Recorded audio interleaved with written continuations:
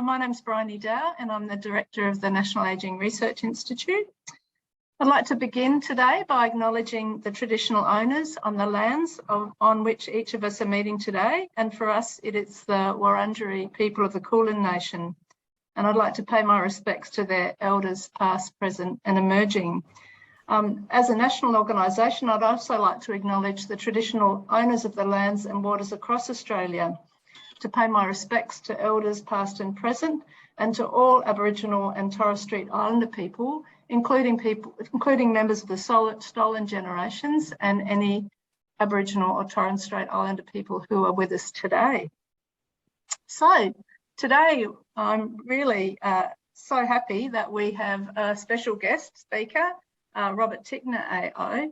And one of the reasons I'm excited about that is that today is Zero Discrimination Day, World Zero Discrimination Day. And I just looked up what that means in terms of a World Day, and it's about everybody's right to live a full and productive life and live it with dignity. So we thought it was timely to focus today on anti-ageism messages, given all of us are, I think, definitely keen to see a world free of ageism, both against younger and older people. So really lucky to have Robert with us today. So I'm going to introduce Robert, but first just a little housekeeping. So Robert will talk for about half an hour, and at the conclusion of his talk, we'll have some time for Q&A. But if you have any questions as we go along, please submit them using the chat function, which can be opened using the chat tab at the bottom of your screen. Or save your questions for the end when we'll have some time for discussion. So today I'm going to read Robert's biography. So Robert grew up in the country town of Forster on the northeast coast of New South Wales and was elected to the Sydney City Council when he was 25. So a very young council member, serving on the council until he was elected to the Australian Parliament in 1984 as a federal member for Hughes. He's a former principal solicitor for the New South Wales Aboriginal Legal Service, where he worked for 6 years in Redfern until he was elected to the National Parliament. He holds degrees in law and economics. So Robert served as Minister for Aboriginal and Torres Strait Islander Affairs in the Hawke and Keating governments and was deeply involved in the passage of the Native Title Act, establishment of the National Land Fund, the call for the Stolen Generations Inquiry, the initiation of a process of reconciliation, the creation of the Office of the Aboriginal and Torres Strait Islander Social Justice Commissioner, and is Australia's longest serving Minister for Aboriginal and Torres Strait Islander Affairs. He was CEO of the Australian Red Cross between 2005 and 2015, and then Under Secretary General of the International Red Cross and the Red Crescent Foundation.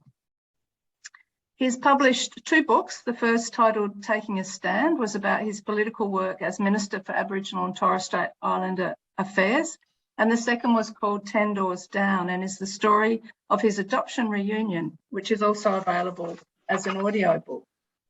So the reason we've got Robert here today, apart from that distinguished biography, is that he's currently the chair or co-chair of the Every Age Counts campaign, and hopefully he'll talk to us about that today.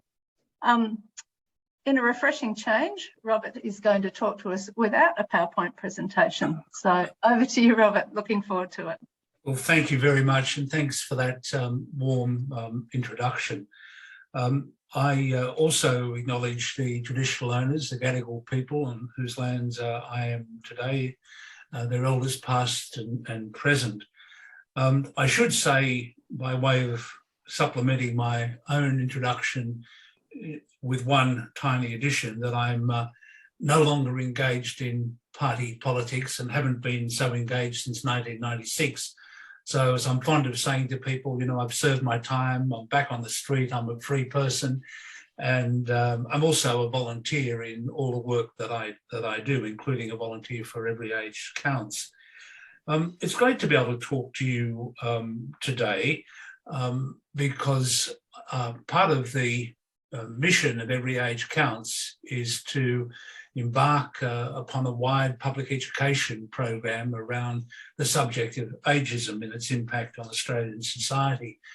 And in commenting to you today about aspects of the campaign and what we're doing and our beliefs, it's my hope that you will be inspired to get behind this campaign, because the only way that we're going to be successful is if people right across this country from all different walks of life stand in solidarity with what we're trying to do. I should say something about how I came to get involved myself, and I'm going to be quite revealing and quite open about that if you don't mind. As a person, like many other people, I always hate to see people who are hurting. And I've seen over time the impact of various forms of discrimination in causing incredible hurt to people and real damage to people's lives.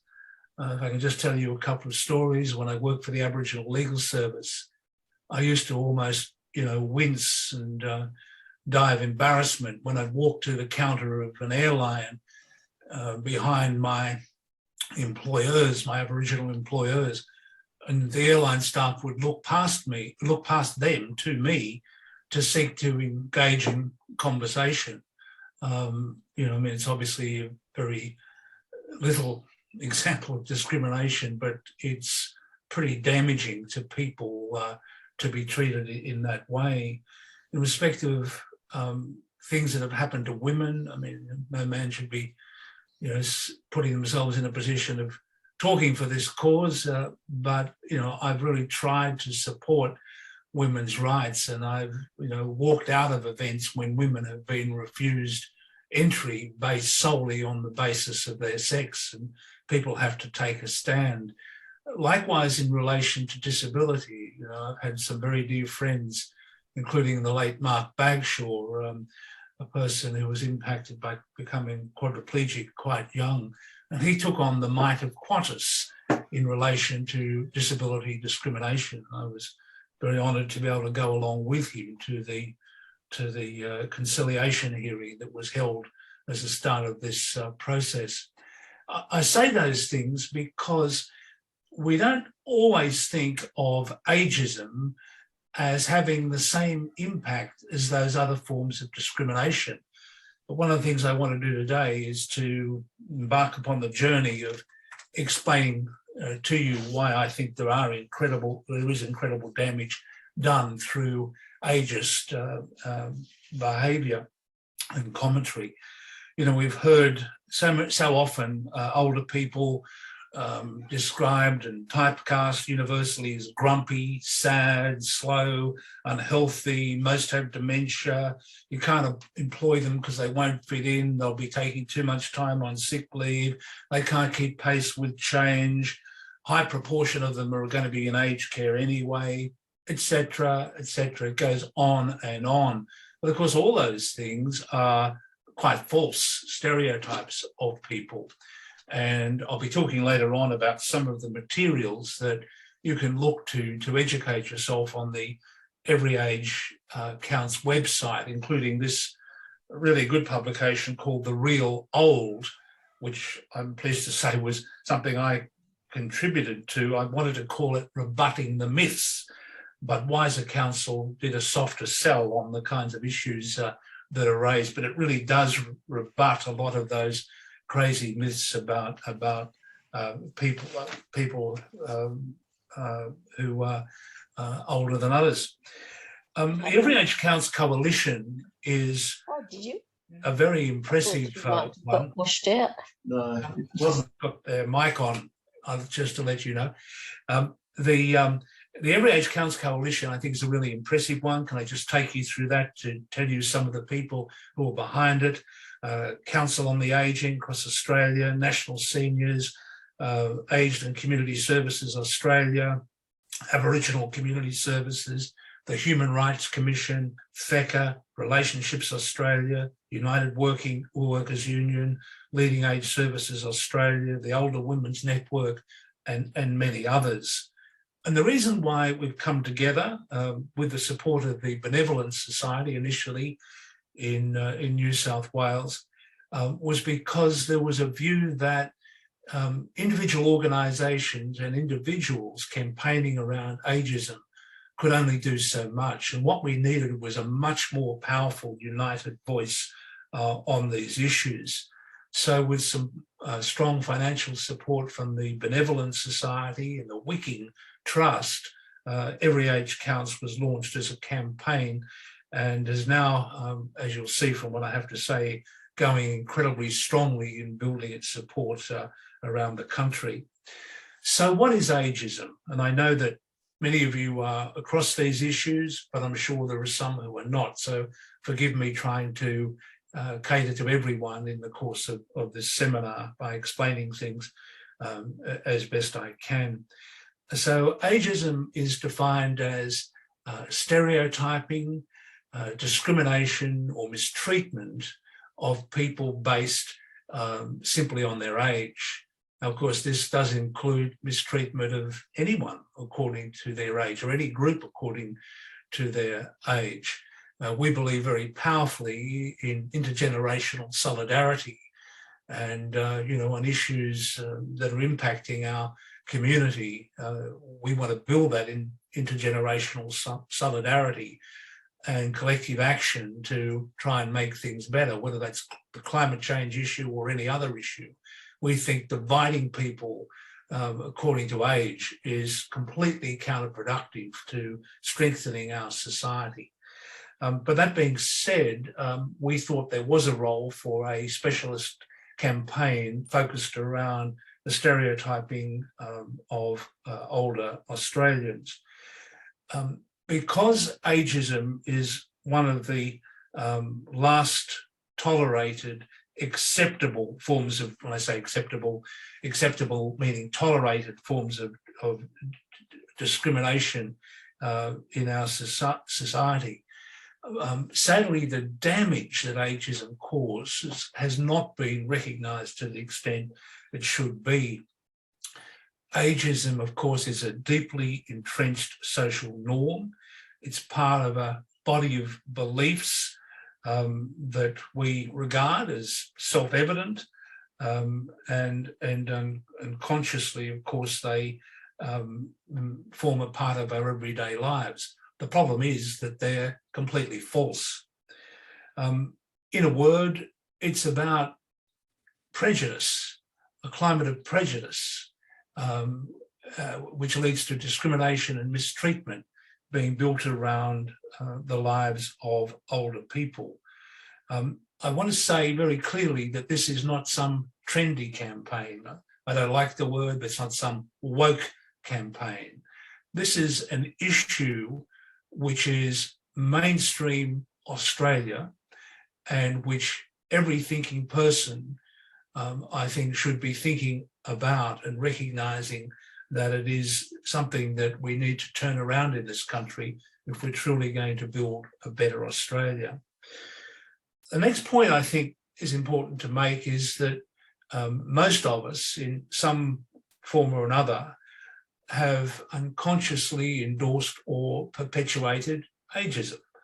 I have, and I think almost without question, pretty much all of you would have done a similar thing.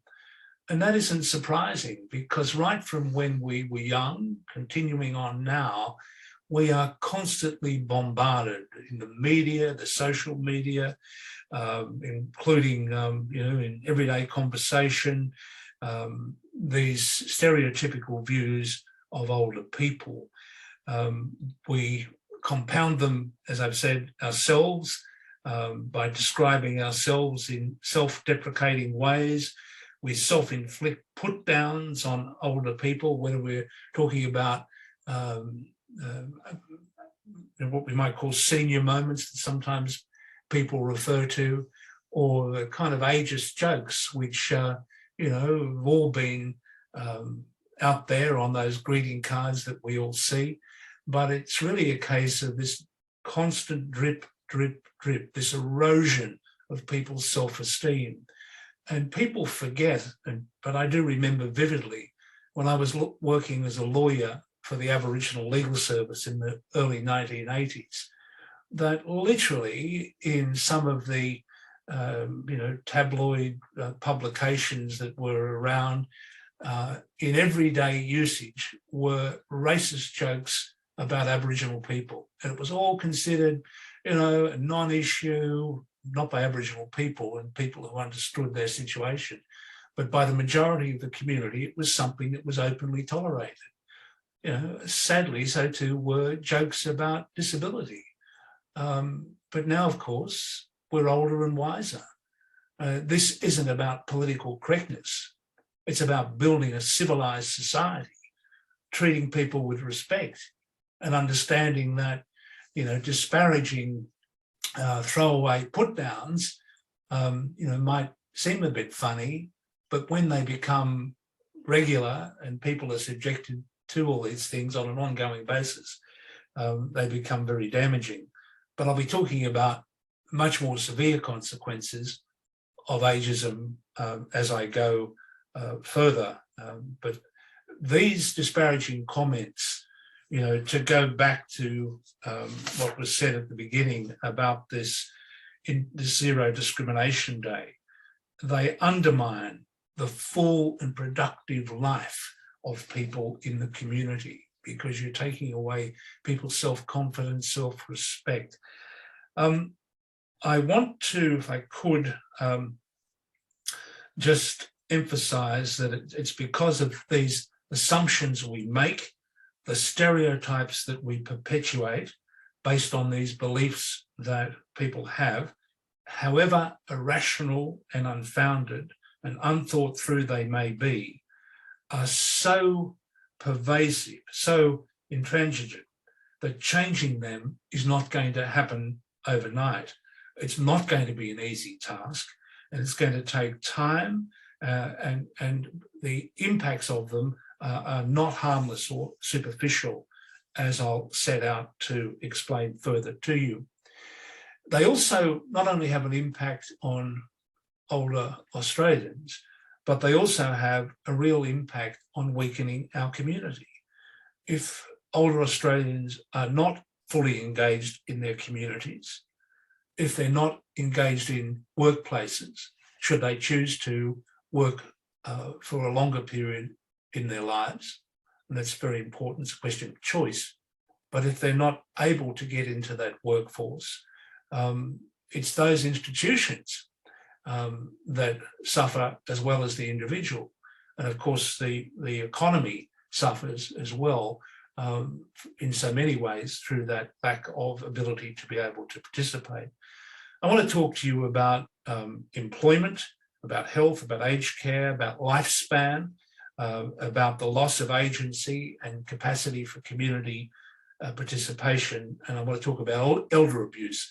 And obviously I've only got limited time, but I want to touch on each of those areas to illustrate the real harm that is caused as a result of ageism. I want to make, however, the threshold point that changing the law and reliance on the law is simply not enough to win this battle. And I remind you that right around Australia, with cross-party support, with unanimous support in every parliament, in every state, every territory, and nationally, we have laws which make it illegal to discriminate on the basis of age. And yet, as you'll see, it's happening all the time in so many places. And therefore, that's why we need this campaign to reach out and change hearts and minds. And in fact, Every Age Counts believes that the national government has an important role, together with other jurisdictions, in really helping in conducting and contributing to supporting this national public awareness and public education campaign. We believe probably most effectively carried out by NGOs and the not-for-profit sector. Turning, if I could, to employment, when I first saw the figures, I was just staggered, and I hope you are too, because the Human Rights Commission and the Institute of Human Resources have conducted a couple of major surveys, and they showed that in the order of almost 30% of employers in Australia, including governments, including publicly listed corporations, as well as others, had policies not to employ people over the age of 50 years. So, dear friends, if you think this is a conversation about people in their, just about people in their 60s, 70s, 80s or more, you need to know that that train coming down the railway tracks, if you're in your 40s, it's coming for you. It's coming right at you, because that's a staggering and shocking statistic. And it's shocking because those employers who are discriminating in that way are acting contrary to law.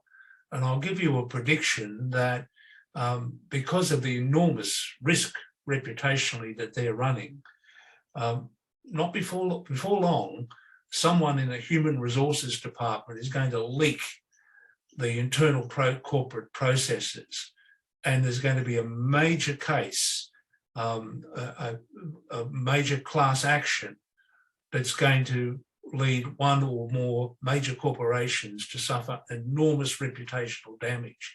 So it's about time the boardroom got alert to this and started to ask some tough questions of their chief executive officers.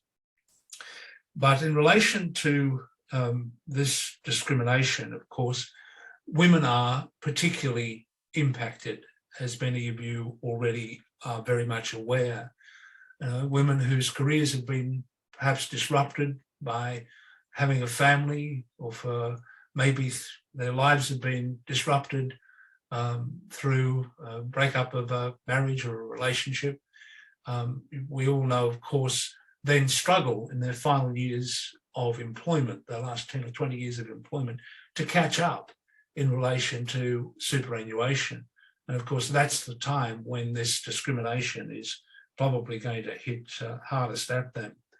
You know, they're going to be real heroes in the period ahead. People like Deborah Wardley was in relation to the fight for women's rights in the workplace, you know, taking on ANZAC as she did for the right to fly that plane all those years ago.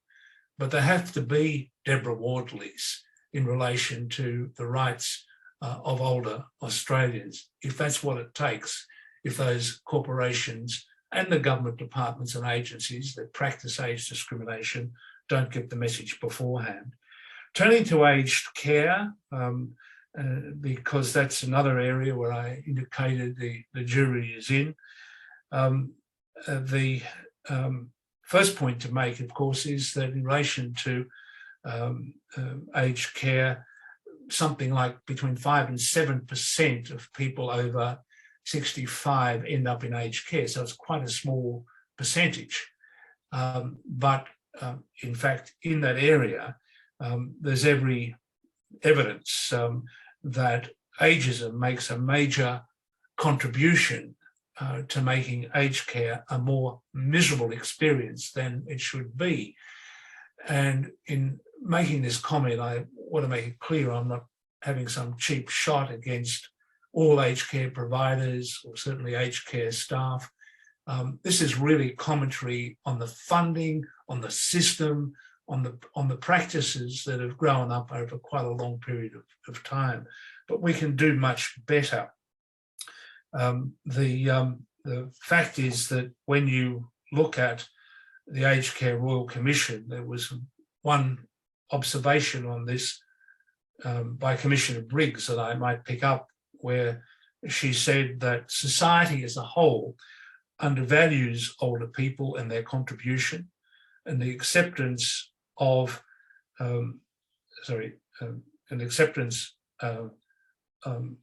of poor service provision in aged care reflects an understanding of the worth of older people, assumptions and stereotypes about older people and their capacities, and ageism towards them. This must change, and how right she is. I don't have time to go into all the dimensions of aged care and ageism that I wanted to, but let me make the point that because everybody who's associated with aged care, from the people themselves who are going into aged care to live, to the workforce, to the family members, to the external providers, all of them, of course, grew up experiencing ageist views, stereotypical views about older people. And so there's a huge job to be done there about empowering people and changing the entire basis of thinking about aged care, and indeed its degree of segregation from the wider community. We've seen from that great television show with the kids going into aged care, how transformative it is.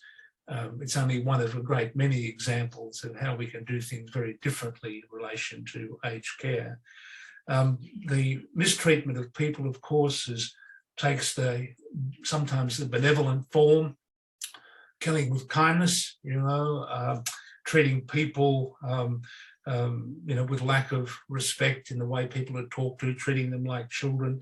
But it also comes in the malevolent form as well, which gives rise to physical mistreatment. And all these things, I think, in relation to the Royal Commission were highlighted as abuses.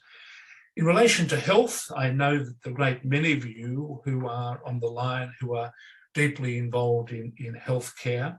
And again, I am not drawing universal stereotypes of the challenges, but I do want to give you a window into some of the things that have been derived from the research that's already been undertaken. And some of it is disappointing. I believe it is changing, but I also believe we've still got quite a way to go. There was a 2017 piece of research by Every Age Counts, and it demonstrated that healthcare settings were the second most likely places mentioned by older people who reported experiences of ageism. And the concerns weren't just confined to treatment by doctors, but ranged across the whole healthcare system. A survey released last year by the Older Women's Network and Health Consumers New South Wales concluded that many older people felt health professionals did not take them seriously. The participants thought that too many medical practitioners held ageist attitudes, values, and stereotypes, which led to discrimination. Respondents highlighted that healthcare service providers did not seem to make a distinction between the processes of normal aging and diseases, and that treatments and medical responses were denied from them in a discriminatory manner when compared with younger people. And I just read a really interesting article provided to me by a colleague from the early 1990s, 30 years ago, which showed the extent to which so many cancer treatment and responses were really missing out on the focus on the older demographic, who were more likely to come to a cancer at that particular point of their lives. And I think there's still a lot of truth in that. We've still got a long way to go. But the kind of things that people complained about were patronising words such as dear or love, addressing the conversation and explaining treatments to the person who was accompanying, just like I told you before about the Aboriginal Legal Service. I saw it with my own stepfather when the number of people just looked straight to him, talked to me, when he was quite able to have a conversation himself. Also dismissing concerns, treating the patient as invisible, making stereotypical remarks to patients, and so it goes on.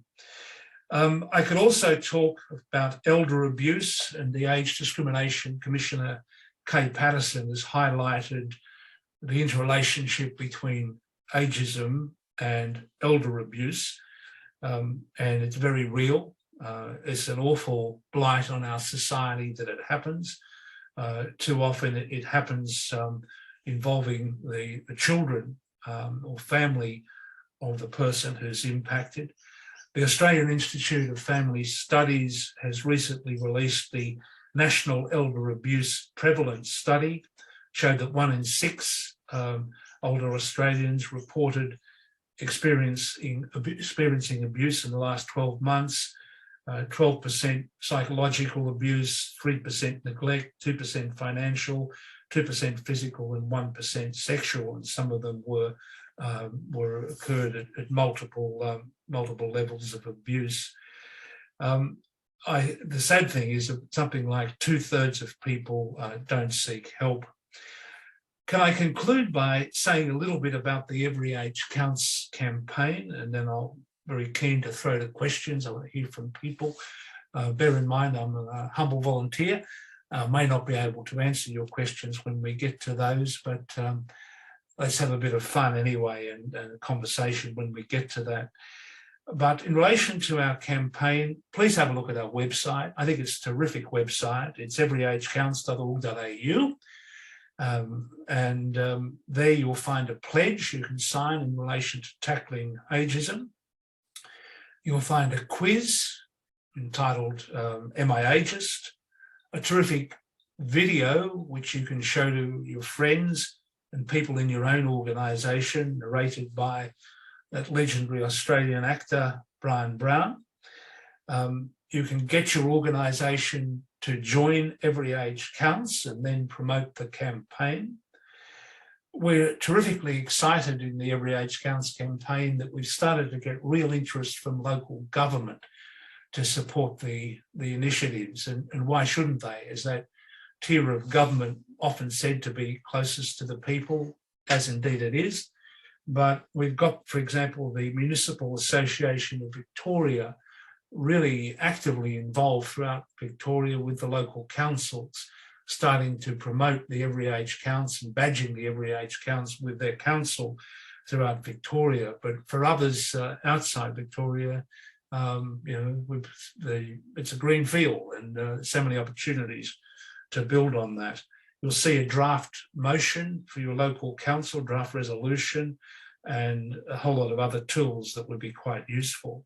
On the website as well, there's a document, practical tips to respond to ageism. There'll be another document, conversation starters on ageism. The document that I referred before, this one, the real old, which I love to advertise. I've got skin in this game. I think it's a really important concept to rebut those myths about aging, or for that matter, so many other prejudicial views about any human. The website's got a reframing the messaging guideline, and it's got other videos explaining ageism. For your diaries, pencil in October the 7th this year, which will be Australia's Ageism Awareness Day, the second one. We held one in 2021.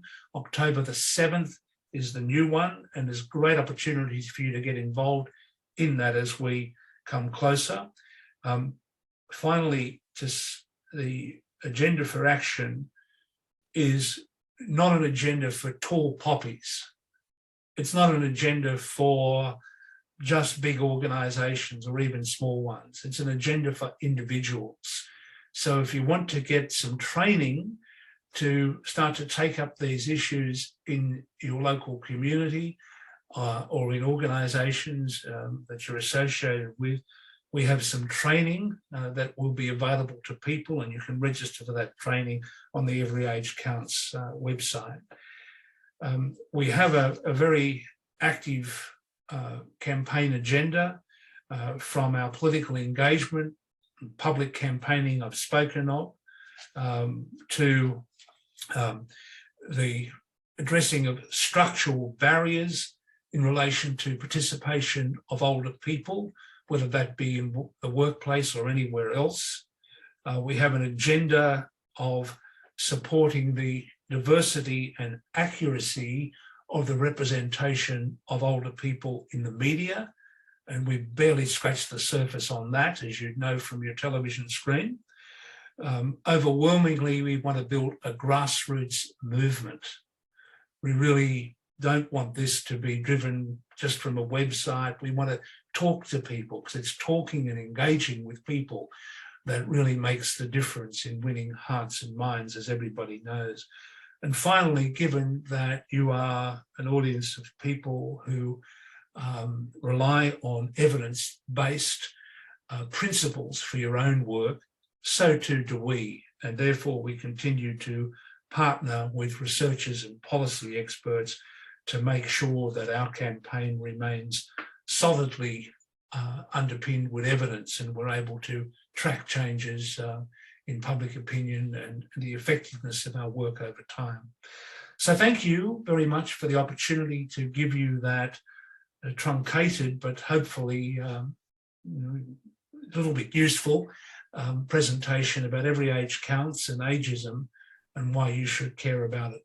Thank you so much. Thank you, Robert, for that comprehensive presentation. I mean, I agree with you about how ubiquitous ageism is and how it influences all of our thinking, often in ways that we don't even recognise or see ourselves. I'd also like to endorse what that are getting behind the Every Age Counts campaign. Nari is a member, and last Ageism Awareness Day we held a Zoom morning tea, and we were able to use the resources provided by the campaign, which was really helpful. And I'm really keen to have a look at the real old. One of Nari's objectives, actually, we have 6 objectives under our strategic plan, and one of them is to promote an accurate picture of older people, neither all as decrepit and negative, but also not a ridiculously positive one where we're all doing the splits and putting our, that is in that picture of the woman who does the splits up the pole. So, to try and actually make it a real picture and really understand older people's contributions to society. So we do have a couple of questions in the chat, so I'll just go to those. So from Kathy Roth, Robert, do you think that the evolution of the nuclear family, with its disconnect between generations, has led to a lack of understanding or respect for the older generations? If so, should there be greater education programs in school addressing this? Well, look, thank you for the question. And yes, I do think that the nuclear family has probably meant that there have been erosions in the understanding and respect that people had for older people in the community. And I think one of the things I've learnt in this campaign, and can I be brutally open and transparent, is to think much more openly about the kind of society we want to build for each of us as we grow older, because as we know, ageism is coming to everyone. We already see that in relation to employment, mistreatment and discrimination, it's coming to people in their 40s, but it's coming to everyone. And therefore we should think creatively of how we want to live. So that means that, as you have said, education of kids in school, which is to dismiss ageist stereotypes and to involve older people engaging with schools, I think are all terrific initiatives. So too is that public awareness campaign, that national campaign that I think is really warranted and could be done very cost effectively and have enormous dividends for the community and for society, I think is really important. But we also should think about very laterally and openly about a whole range of issues about how we want to live as we grow older in Australia. Why should we continue to follow the old models of housing, for example? We could open up new models of co-housing, where people buy, for example, a property together and design that property in such a way that they're able to have independent living, but also have much more of a community of interest and perhaps even some support, by health professionals coming to visit the place, or even in some cases maybe even living there, but people living much more empowered lives than they have at the moment. I mean, it may not be buying a property, it may be that we can design group renting things so people can have a much more alternative form of living that builds that solidarity and keeps people much more in the community. So yes, I do think we need to be open in our thinking, and I do think that about possibilities, and I do think that we need to make sure that, from little kids to the rest of us, that we don't grow up or continue on essentially being educated to be ageist. I'll finish on this note. I've often said that I truly believe that Australia, to a very significant extent, and Australians to a very significant extent, were educated to be prejudiced and indeed racist against Aboriginal people. And that's why I've always been the great champion of the reconciliation process in Australia. And I often talk about my own school textbook, which talked about Aboriginal people in the most disparaging way. Well, of course, some of those disparaging stereotypes around older Australians, unintentionally sometimes, but nonetheless very real, often start when we're younger. So the more we do to make a stronger, more diverse community interacting with each other, the better the country will be. Yeah, I agree. It's so much harder to discriminate, to treat any group as other once you know people as individuals, people who have those strong relationships with older people, their grandparents or other members of the community, which is why there's probably more of a need perhaps now for intergenerational programs that promote that. We've got quite a few questions and comments. Robert, I'll try and go through them. Okay. From Deborah, thank you, Robert. How much do you feel ageism is also related to fear of ageing and denial of ageing? Look, I think that is an element, and perhaps even a significant element.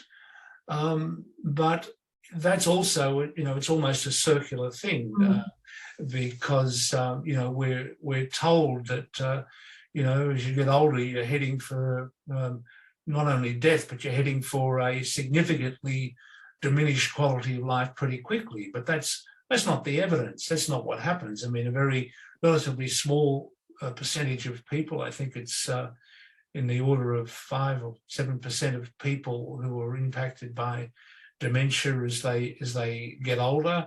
There is concrete evidence about the happiness curve. The evidence is that you're happiest when you're very young and as you get older. Yeah.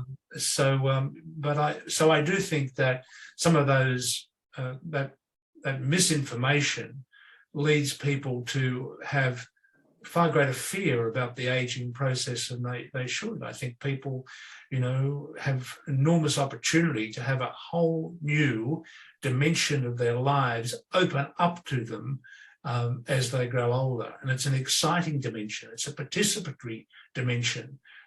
It's one where people have, in lots of ways, such wisdom to give, so much to share with others.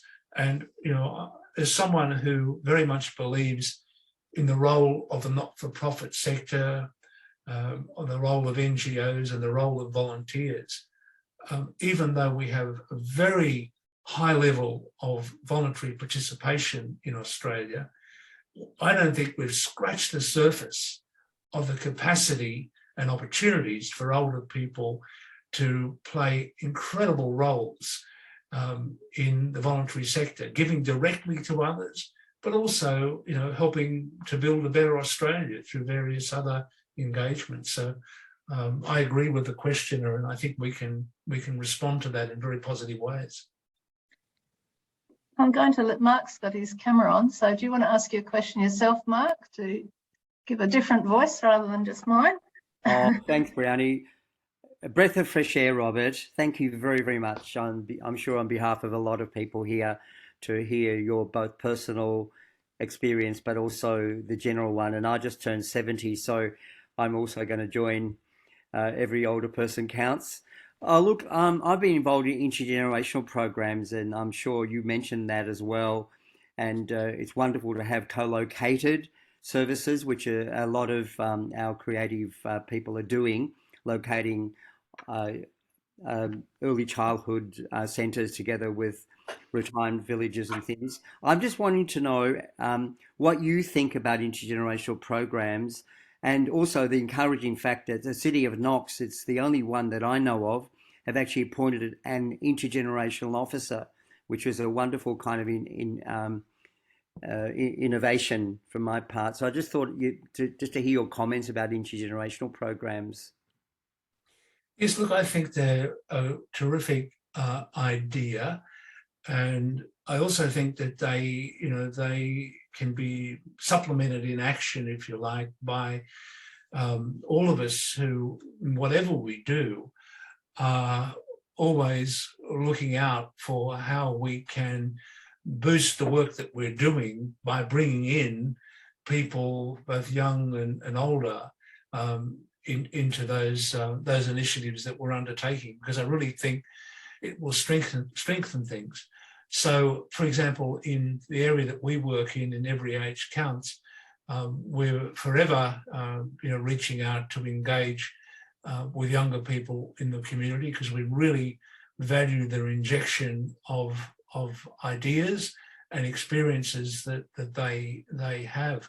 So I absolutely endorse what you say. There is a useful role to be played by people who are catalysts, like the job description you referred, that really seeks to bring people together. And again, to use that phrase, I think we've only barely scratched the surface of the possibilities here in bridging that what's been that generational divide. So totally behind this. Thanks, Robert. Thanks, Mark and Robert. I'm sorry, I'm just reading through the questions here. I think we're up to Bianca's question. Bianca, do you want to ask your question? Sure. So thanks, Robert. That was an absolutely fabulous talk. I was really struck by your opening description of the challenges that Aboriginal people faced in their daily lives and the discriminations you talked about. And akin to that, I was thinking, given the pervasiveness of ageism, how could we empower older people to resist these sort of similar microaggressions associated with ageism that they might experience in their everyday life? Well, look, you'll find some terrific resources on the Every Age Counts website. There's one as well that I've just been looking at, a World Health Organization, UN initiative, which seeks to give practical advice to people about action they can take. But can I answer it my own way, and again, disavow any suggestion that to start to tackle these issues or take these issues up, that you have to be, perceived as the fun police, the one who's taking a kind of a strident view to stop people doing things they've always done, and that if you do start to engage with these things, that you're going to cause problems and so on. I think, firstly, that we have to remember that sometimes you do have to speak up. And there's a long history, I'm always struck with the lessons of history of how women, for example, got the right to vote. Back at the turn of the century, when last century, when women got the right to vote in Australia for years, for I think nearly 3 decades, women still didn't have the right to vote in England.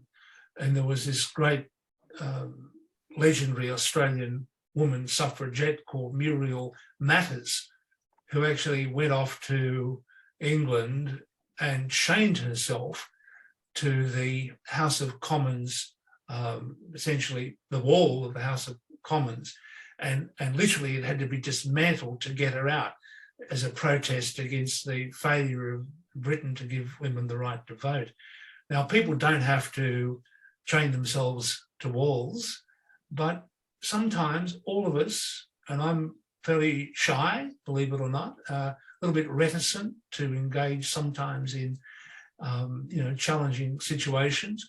But I think all of us have to take a bit of heart, take a bit of courage, and start to tackle these things when we see them in our face. We cannot simply turn our back when there continue to be these put downs of people that we perceive to be cumulative and damaging in relation to people's psyche. So that's the first thing. The second thing is that we get comfort by working in numbers, coming together. And, if you're in your local community, your workplace, getting together with others to start to address these issues can often be a very constructive thing to do.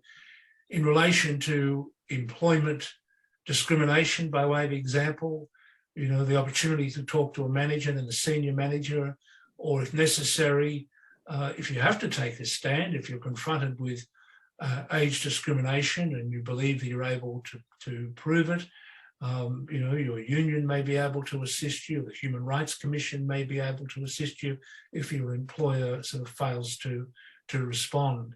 But if you go to the Every Age Counts website, you'll see a number of really practical guides and which will be useful in giving you a step-by-step approach of things you can do.